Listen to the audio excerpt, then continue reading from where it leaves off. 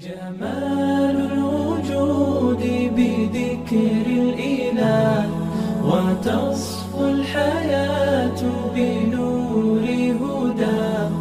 جمال الوجود بذكر الإله وتصفو الحياة. سوره قارعه 101 سوره قرآن بوده در مکه مکرمه نازل شده از 11 آیت عبارت است.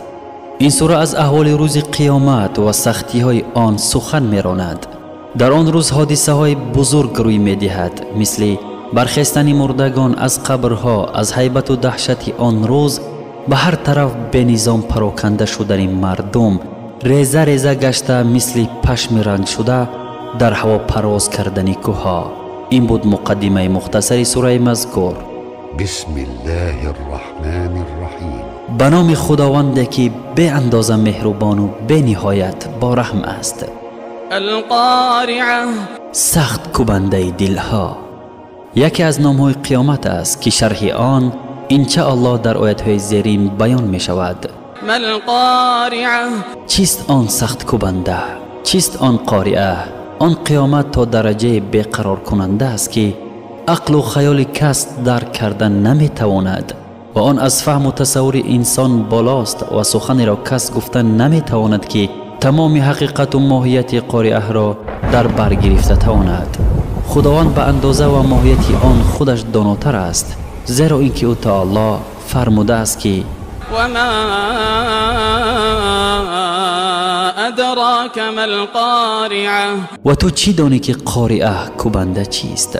مراد از قارعه قیامت است که دلها را از کمال بیقراری و اضطراب می‌لرزاند و گوشها را از شدت آواز قلف می‌زناند.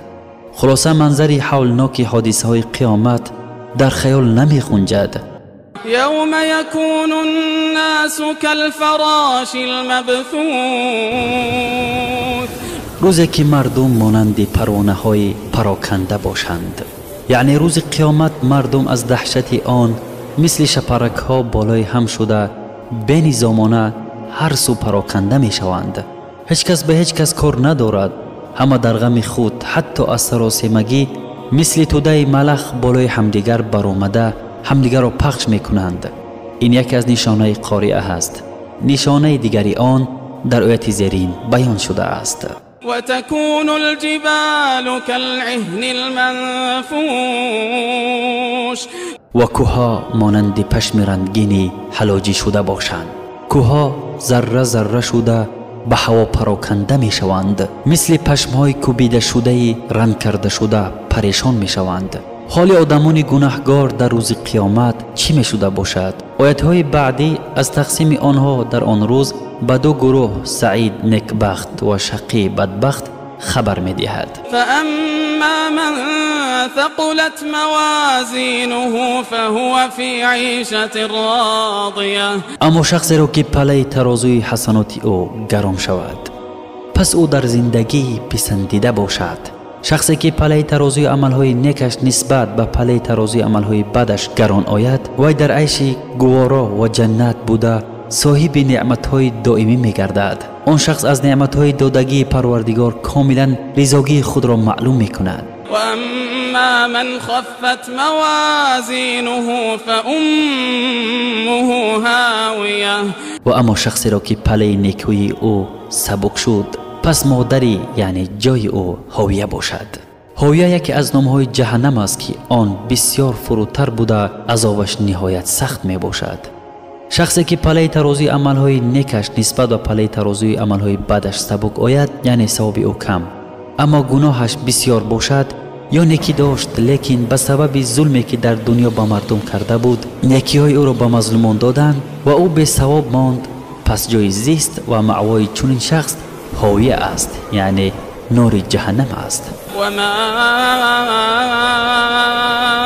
ادراک ما هی. و چی آگاه کرد تو را که هاویه چیست؟ نار حامیه. آتش است نهایت سوزان.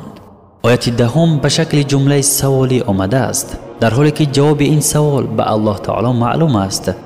اینجا مراد از سوال تأکیدی با دهشت، با هیبت و خیلی سخت بودن احوال گناهکار در هاویه جهنم است.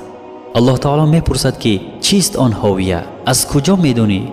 البته بنده جواب آن را نمیداند، فقط خدا خودش میداند و با کلام مبارک خود جواب میگوید که هاویه آتشی نهایت بلند حرارت است. بنابر معلومات در حدیث های وارد شده گرمی آتش جهنم نسبت به آتش دنیا 70 مراتب زیادتر است. برادران و خواهران گرامی، دعا میکنیم که الله سبحانه و تعالی ما و شما را از آتش جهنم نجات دهد.